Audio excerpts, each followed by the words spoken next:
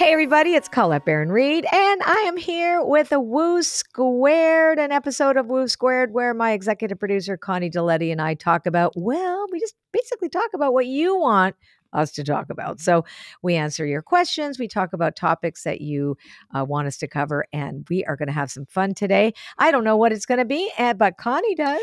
So Connie Diletti, take it away and tell me what we're doing. Okay, so we just recently sent out a survey to basically all the Our newsletter listeners. list. Yeah, all our listeners, and we had a robust response. People wrote, yeah, robust, hashtag robust response. Hashtag robust. Lots of people. Okay, Lots of people, good. lots of questions. So, you know what? We're going Great. to dedicate not only this episode, but the next few episodes to your questions, our amazing listeners that we're so grateful for. And let's get started, Colette.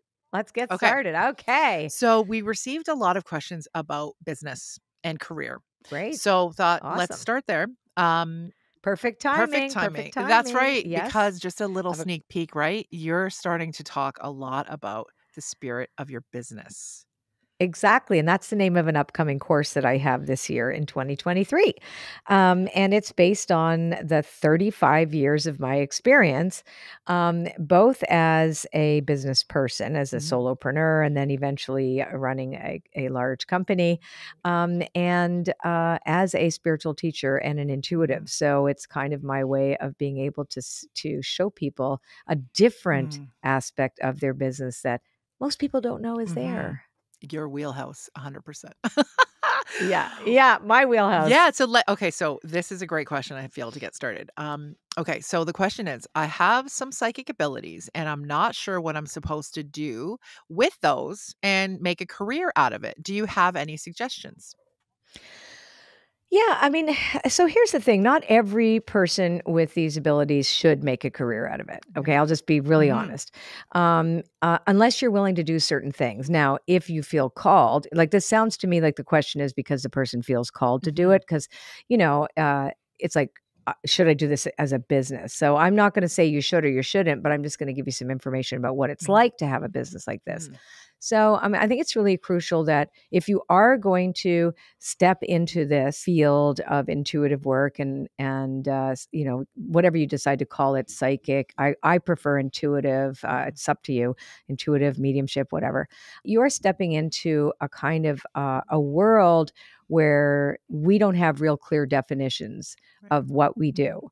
do. And so therefore we have to be that much clearer with ourselves about how we're supporting ourselves to stay in our integrity and to also understand our own internal language. Because just because people say, oh, I have psychic abilities, or I can tune in, I can see certain things, well, what does that even mean? Right? What does that mean? Mhm. So why are you doing it? So what is the purpose of having those abilities? Well, if we are going to make a business of it, it has to support someone else's personal growth and transformation. It has to be able to support them in some way. It has to be honest, rigorously honest, and you need to keep your channel clear. So if you're going to step into this, you have to trust that you're called to it. And that means you are receiving this information from somewhere. Now, you may go, I don't know where I'm getting it, or maybe it's my spirit guides or whatever. I don't use that language particularly, but I believe that there's a conscious universe.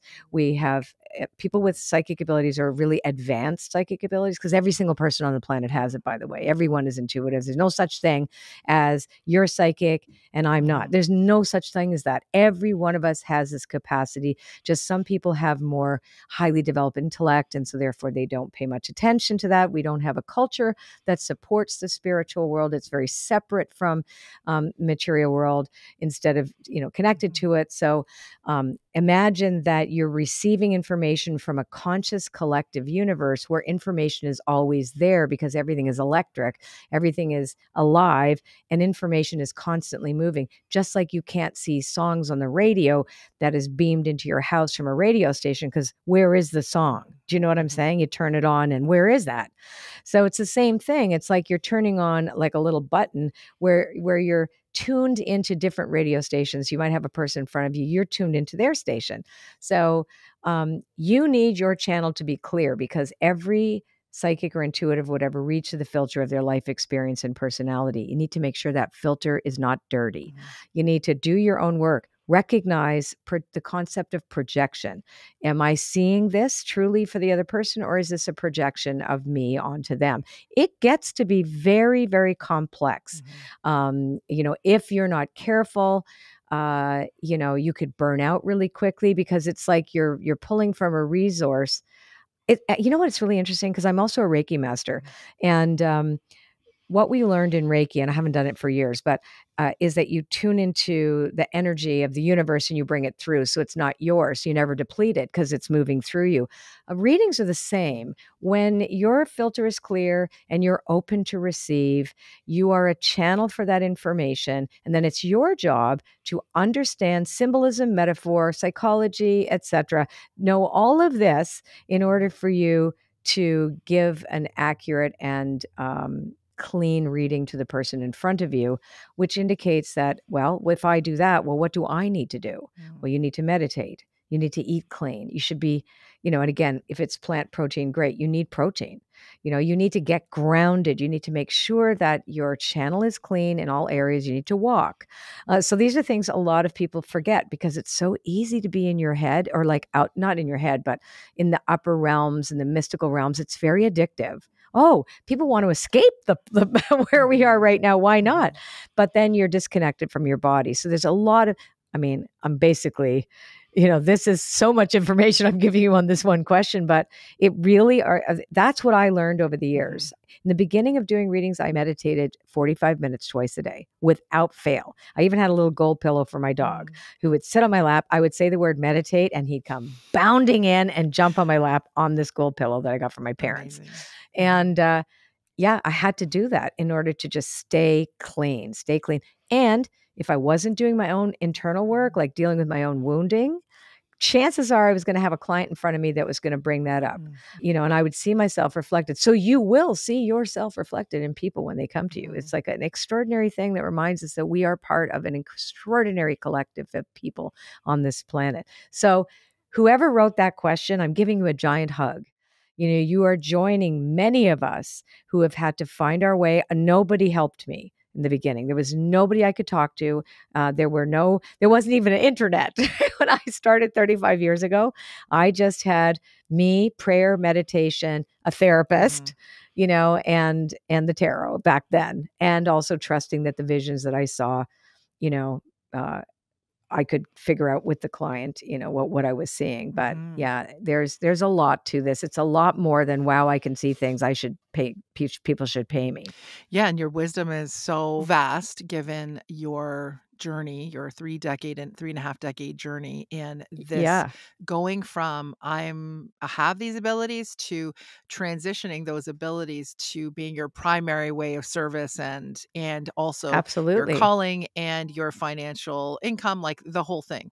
So I call it the yelling, not the calling. Oh, the yelling. Yeah. When you really, because I tried quitting for so long, right? I don't really do this. I'm really a singer. I think I said that solidly for 6 years. The first 6 years I did this, until I realized like somebody actually called me from India for an appointment. I'm like, okay. Yeah, it's like, you're calling me from where? Crackle. And how did you hear about me? I got your phone number in an airport. Wow. I'm like, you got my number in an airport. I remember crying after that too, going, because I used to pray and say, if I'm the real thing, let them come. And if I'm not, please, please, please take it all away, because it's such a responsibility. When, like, what if you're wrong and you hurt somebody? You know what I mean? Absolutely. Yeah. So as like, is this real? If it's not, please just take it. And let me be a singer, because that's really what I really want to do anyway. Yeah. But the day that phone call came in, I burst into tears afterwards, because I thought, I really am this. Yeah, I am absolutely. this. Yeah, this is me. I better double up on my, and plus I was in a 12-step program too at the time. Well, I've, whatever. I'm clean and sober 37 years. So I was doing a lot of work on myself. That's right. The whole time. And I think what you're underlining. And still do. Well, yeah. And you're underlying that there is, in that transition, in that transitory space, that there is that alignment that's happening, is about also accepting all the different things that come with that next level, from ability to utilizing that to be of service. And so Yeah. That's okay. So there's another question that I feel is a companion to this question. This is from someone else. Sure. So Okay. let's keep that thread going. So Yeah. the question is a person who has psychic abilities, but also does multiple things, who has the abilities, does readings, but also says they want to write a book, they want to be a musician, and they're looking to ask you, how do you make the choice of what to do? Do you do it all? How do you navigate that? So this might actually answer a multitude of questions you might have gotten, Mhm. because I know you said you had Oh, yes. robust, robust, There's like and I know 100. people. Yeah. It's interesting is I know people tend to want to ask me questions about the work that I have done. How do they become me, or how do they Mm. have the kind of business that I have? But I do want to say that I spent a number of years as an intuitive strategist for Fortune 100 CEOs and people in the entertainment industry that have a really high level of influence on cultural influence, et cetera. So, my experience with business is not just this Mhm. business, but I'd love to answer that. And I think people think you have to choose one or the other. If you feel called in a number of areas, I always say, not everybody is meant to do just one thing. Mhm. I find art, like I gave up music as a career because this was the one that called me, and I got everything that I expected to get from the other career from this one. The essence of what I wanted and what I really felt I wanted to manifest came in a different form that I expected, but it came exactly as was meant to Mhm. be.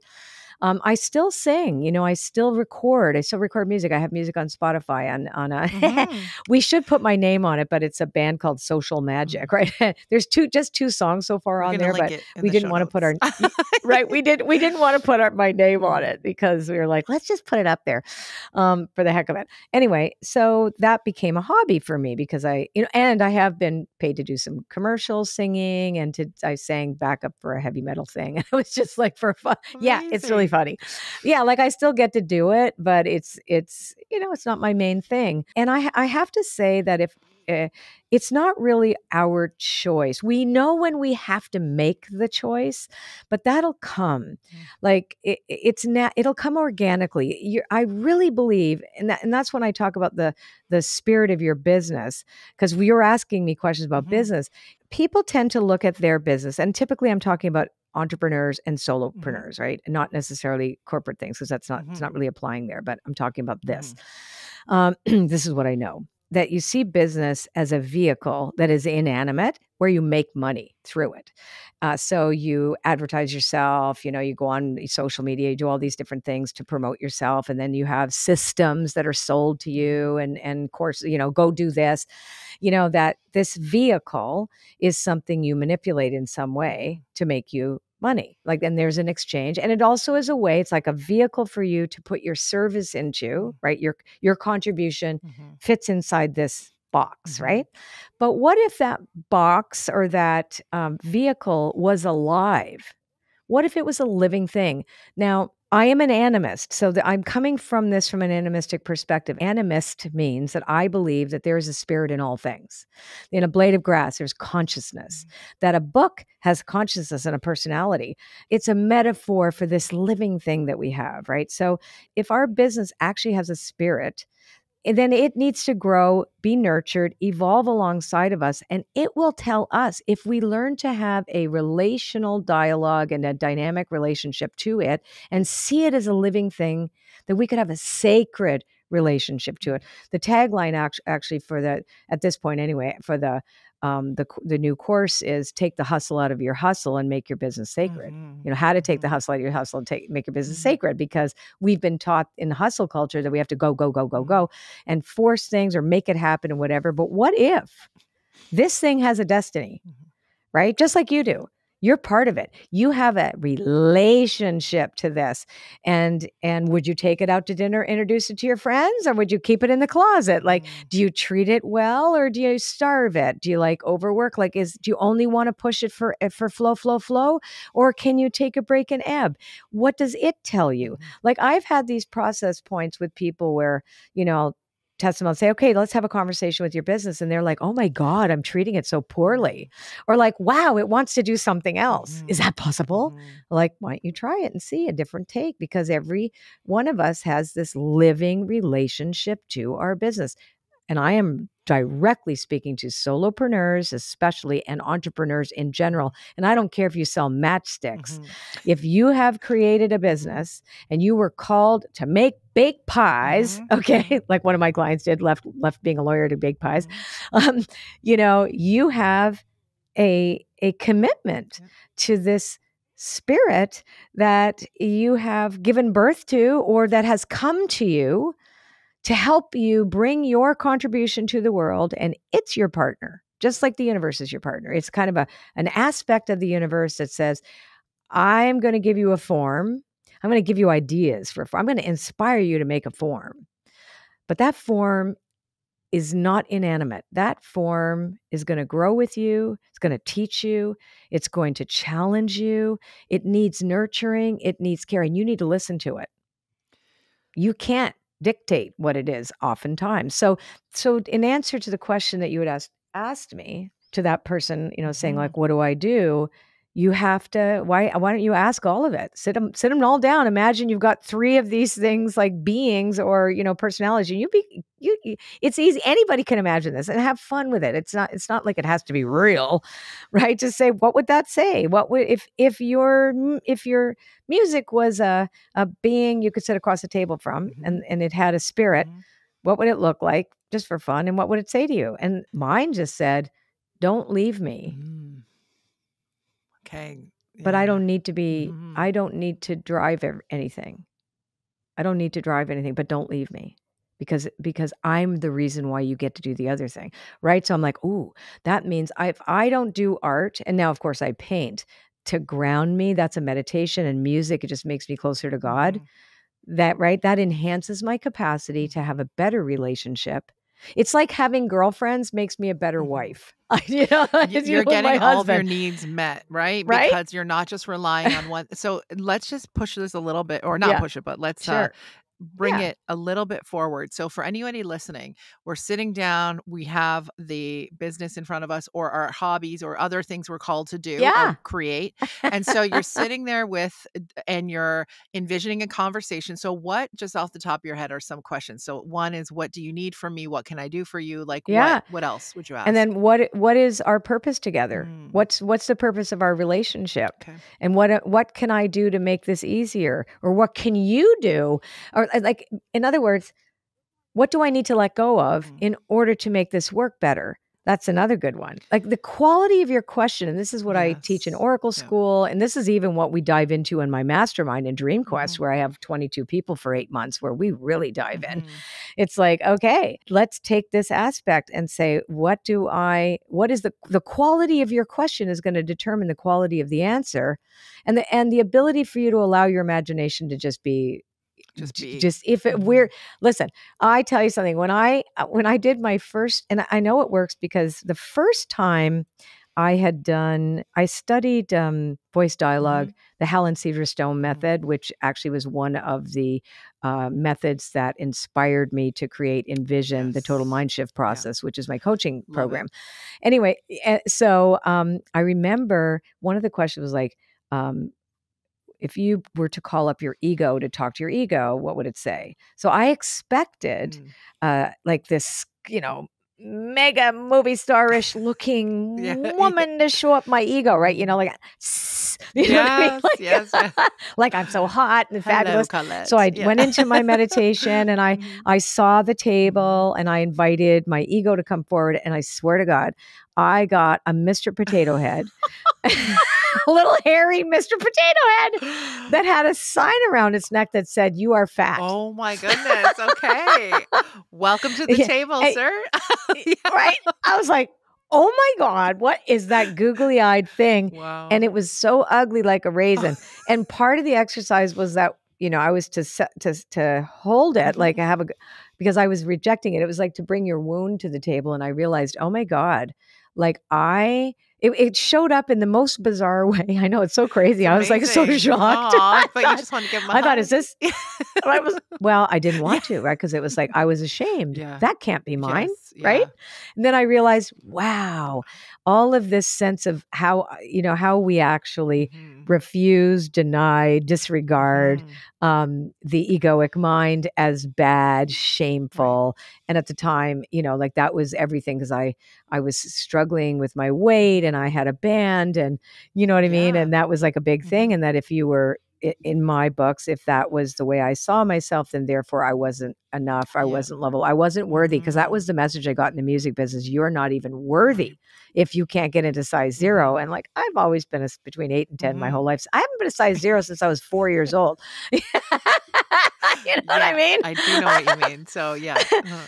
But it was just my wound. It was like, oh my God, I'm so ashamed. So anyhow, so like your imagination knows exactly what you need to see. So that's the other thing I tell people, just let it be. Yes. Let it be. It's there. It'll come. It'll really show up for you. Yeah. And it's fun. And it enables us to really have a playful engagement with what's already in our I wouldn't say our subconscious, more the unconscious, because the subconscious is like rehashed, stuff that you already know. Yeah. But this is like from the collective and also from spirit. And so you end up in this extraordinarily sacred dialogue with your business in a way that is surprising. So if you are you have to have deep listening to the business. Like how can I instead of yelling at it all the time? I tend to talk over my husband just because I get all excited. And that's like, I want to finish his sentences to show him I'm listening. And meanwhile, he hears me not listen, right? You know what I mean? So I have to have deep listening also with the business. I can't talk over it because I can't tell it what to do. I have to say, how are we serving? How do we contribute? And then it tells you it's not what you expect half the time either. But if you're called, you'll know. And even if it's tiny, like, and then if you're just testing it, that's okay too. Like I always tell people, try things on like they're shoes. Why not try different things? Then you'll really know that you get blissed out. If I didn't try painting it, I hadn't picked up a paintbrush in 30 years. Now I'm making my own oracle cards. I'm doing the art in the oracle. That was not my intention at all. It was but I was afraid of it because I don't know anything about painting. I just painted because I could, not because I learned anything. Now I want to go to art school, right? Because I really want to learn. But you know what I mean? So it's like, because we don't know, you have to just see if it's a fit, see if you feel blissed out, see if somebody benefits. Because at the end of the day, isn't that what this is? Business is there to benefit others, not just to put money in your pocket. Right? Take that out of the equation and it'll come. Yes, you need to pay bills and whatever, but honest to God, it's all about the contribution. So if this person's question is about, I want to contribute through these things, go for it. Just go for it and then see what happens. It'll sort itself out. It will. Even if you want one thing more than the other, it's not going to happen if it's not meant to be. It really isn't.